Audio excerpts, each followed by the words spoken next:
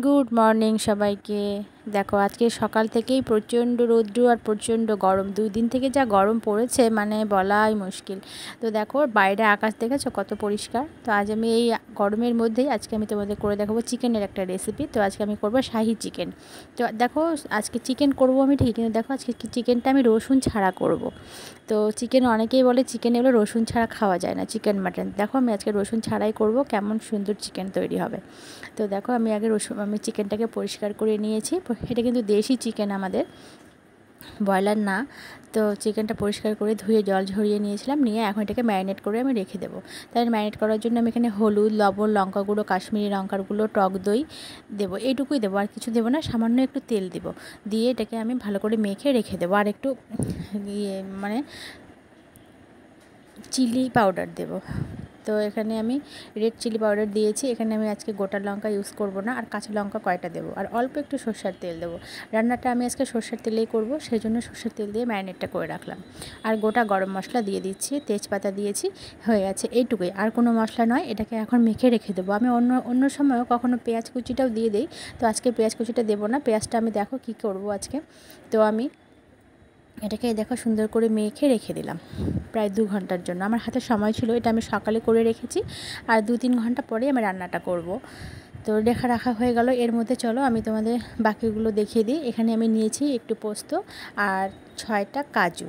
এটাকে একটু গরম জল দিয়ে মিশিয়ে রেখে দিলাম, ভিজিয়ে রাখলাম। তো আমি এটা ভেজানো হয়ে গেলে এটাকে আমি এখন পেস্ট করে নেবো।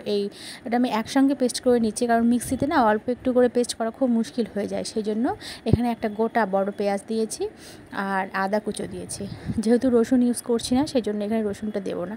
তো এটা আমি দেখো যে পেস্ট করে নিয়েছি, নিয়ে এটা রেখে দিলাম। আমি এখানে চার মগজও দেওয়া যায়, কিন্তু আমি চার মগজটা কখনোই কোনো রান্নাতে ইউজ করি না, কারণ আমি চার মগজ একদম পছন্দ করি না। তো আমি দেখেছি অনেক রান্না এইসব রান্নাগুলোতে চার মগজ সবাই ইউজ করে, কিন্তু আমি করি না। এটা ছাড়াই করেছিলাম। তো দেখো তবুও খেতে অসাধারণ হয়েছিল। আর আমি এখানে এক সম পরিমাণে তেল দিয়ে দিয়েছি, যতটা তেল লাগবে মানে চিকেনটাতে, কারণ চিকেনে তো বেশি তেল থাকে না, চর্বি টর্বি থাকে না, আর দেশি চিকেনে তো থাকেই না।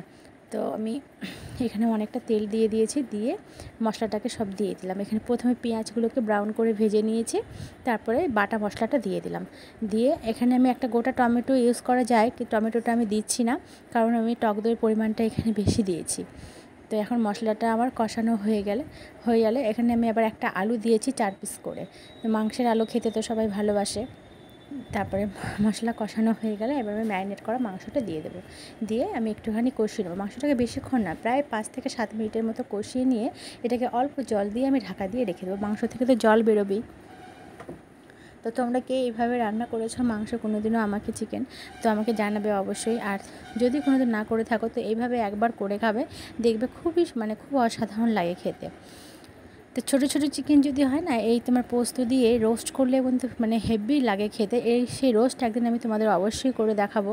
তো দেখো আমি আজ এটাই করে দেখাচ্ছি। তো আমি একটু জল দিয়ে 5-7 মিনিট কষানো হয়ে গেল, একটু জল দিয়ে দেবো, দিয়ে এটা আমি ঢাকা দিয়ে একদম রেখে দেবো। ঢাকা দিয়ে ঠিক 35 মিনিট পর আমি তোমাদের ফিরে এসে দেখাচ্ছি। 35 মিনিটের মধ্যে আর আমি চিকেনটাকে খুলেও দেখবো না। 35 মিনিট পর এসে দেখবো, দেখো পুরো হয়ে গেছে, আলুগুলো আমি তুলে নিয়েছি। এবার মাংসটাকে আমি ভালো করে কষিয়ে নেব। দেখো বুঝতেই পারছো মাংস থেকে গা থেকে মাংস খসে খুলে পড়ছে। এখানে ধনে গুঁড়ো আর ভাজা ধনে গুঁড়ো, জিরে গুঁড়ো নিয়ে নিয়েছি। এখানে এখন আমি কষানো হয়ে গেছে আমার অনেকটা, দেখো তেল ছেড়ে দিয়েছে। এইবার আমি এখানে ভাজা জিরে গুঁড়ো আর ধনে গুঁড়ো দেবো। আমি কিন্তু ভাজা ধনে জিরে কিচ্ছু ইউজ করিনি, এখনই দিলাম।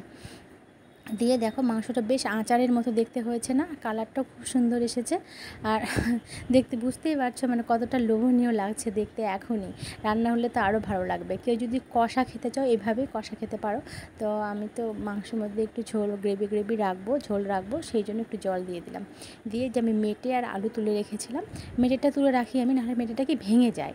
আর এই যে নামানোর আগে একটু গরম মশলার গুঁড়ো দিয়ে দেবো, মিট মশলাও দিতে পারো, আমি গরম মশলাটাই দিলাম। গরম মশলা গুঁড়ো দিয়ে জাস্ট ফুটিয়ে নিয়ে ঢাকা দিলাম, হয়ে গেল রান্না আমার। আর কিচ্ছু করতে হবে না। তোমরা একবার হলো করে দেখো। আর দেখো মেটারি মাংসে একদম রসুন ইউজ করিনি, তবুও অসাধারণ খেতে হয়েছিল। দেখো এই যে এটা আমার ফাইনাল লুক, তোমরা একবার হলেও ট্রাই করো।